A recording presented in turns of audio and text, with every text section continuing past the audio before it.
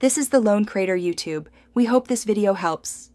In this video, I will compare VSCode versus Jupyter.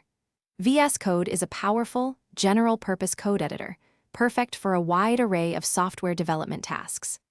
Jupyter notebooks, on the other hand, are specifically designed for interactive computing, making them ideal for data science, machine learning, and educational content. Both tools offer excellent support for popular programming languages like Python and R, but their core philosophies and primary use cases differ significantly, which we will explore in detail.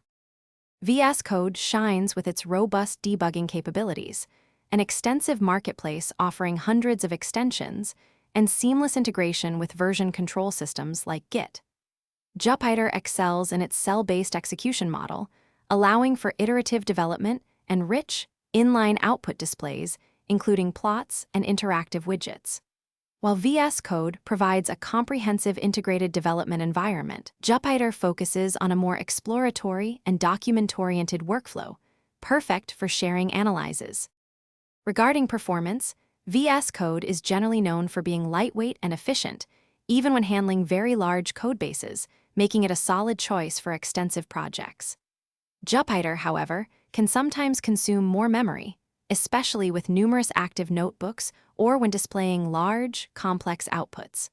The overall performance for both can vary significantly depending on the specific project, the number of open files, and the installed extensions or libraries being utilized.